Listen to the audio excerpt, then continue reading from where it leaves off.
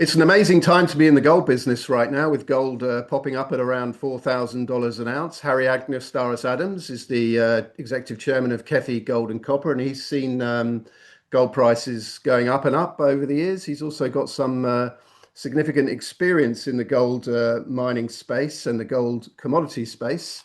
Tell us about it, Harry. You were chairman of the Australian Gold Council, or deputy chairman, I should say, at one point. What does it look like to you? Well, it's not a bubble. Um, at that time, I was also on the global marketing committee of the World Gold Council. So I was sent around the world and met many people at that time, deep in the gold sector from various aspects. And this isn't a bubble. This is a re This is going back to its roots. Up until 1971, gold was backing the US dollar, which was the world's reserve currency. And since 71, it was detached. And the rhetoric of the last 50 years has been about the strength of the US dollar and the irrelevance of gold. And it's only gold bulls that talked about the role of gold. And the political leaders of the world now are all talking like the gold bulls have been talking for 50 years. And this is about stabilizing the currencies. The BRICS countries are going into gold with their ears pinned back to build reserves independent of the US. And this is very fundamental. The only question to me is whether gold settles at $5,000 or so, or something a lot higher. Now, I mean, from KEFI's point of view, it sort of doesn't matter because our costs of production are closer to $1,000 an ounce than $1,500 an ounce. And so it could pull back and we'd still make a lot of money. But to me, this isn't a bubble. This is about gold being used by the central banks and the major financial institutions and political leaders themselves to stabilize their currencies. So you really see this strength in gold continuing. I mean, you mentioned the central banks. They've been notable and strong buyers of gold in recent months, perhaps recent years, it might be correct to say. But in your mind, that's a trend that's likely to continue. Yeah, yeah. I think the political rhetoric from 1971 was driven by gold as a dinosaur, and it was all driven around what was shoved down the throats of economics PhDs and others about gold being a dinosaur and the US dollar being the only reserve currency required. Well, that's history now.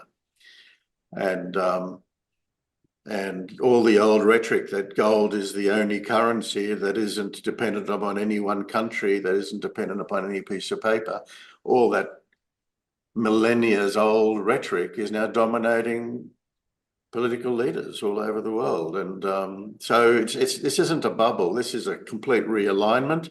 It may be, you could say, going back to where it was for a long time, but for 50 years, it was not connected the way it had been for millennia previously. And now it's reclaiming that connection because of the fear of inevitable devaluation of the US dollar. Yeah, so it's a fantastic time to be developing a gold project, which you, of course, are, the Tulu Kapi gold project in Ethiopia. Tell us a little bit about some of the numbers around Tulu Kapi that make it such an attractive project and in attracting investment from all over the shop. Well, I mean, Tulu Kapi itself is a classic West Australian style,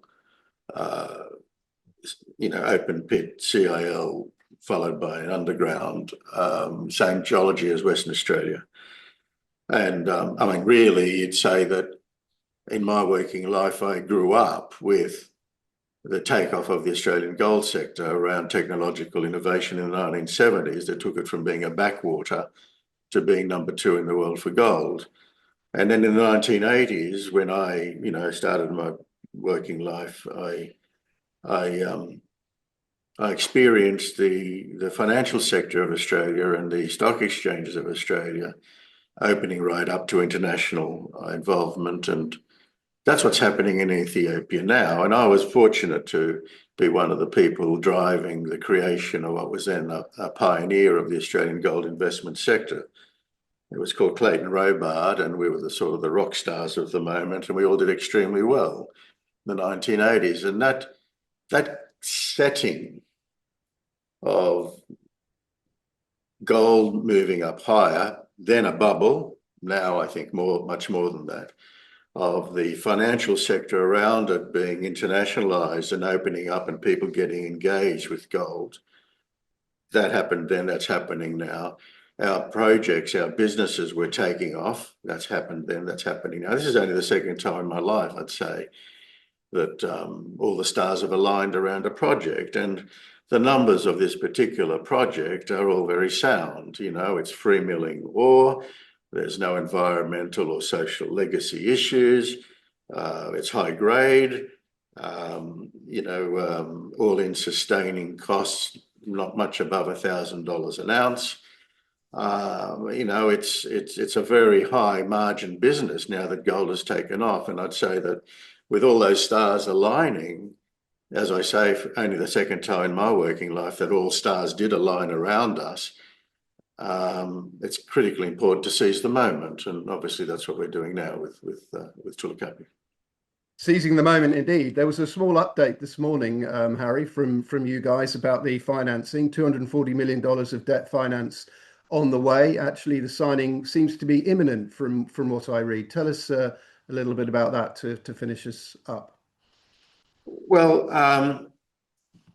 it was a sort of a calming down type of notice. We're not typically, I suppose, I don't think we're typically expected to put out calming notices every week or whatever, but I think it was important because of all the things I've said. Obviously, people who watch the company can see all these stars aligning, and there's quite a lot of anxiety and excitement and anticipation around the company.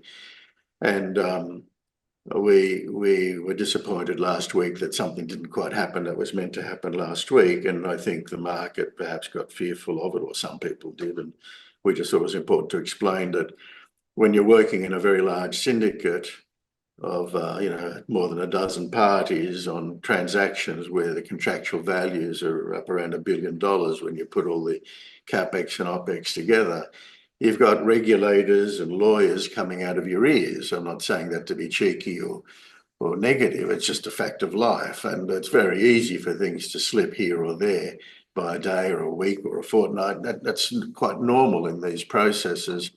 And the schedule that we've all agreed, it's not our schedule, it's the agreed syndicate schedule, provides some slack within it for all these things to come and to ebb and flow. We're all with a view to having launched the whole thing this month, with all the closings by end of next month, where we need some shareholder meetings as well. So it was just a calming notice to say, don't fret, it's all happening, and one shouldn't be overly concerned about the day-to-day, the week-to-week. It is all happening, and that's really what the intention was of making that statement. So just remind us then, when do you hope to be producing gold at Tulu Kapi? About 2 years from now. 2 years from now. We'll look forward to that, and lots of progress in the meantime. Harry Agnostaras-Adams, thanks very much for joining us today. Thank you for the time. Thank you.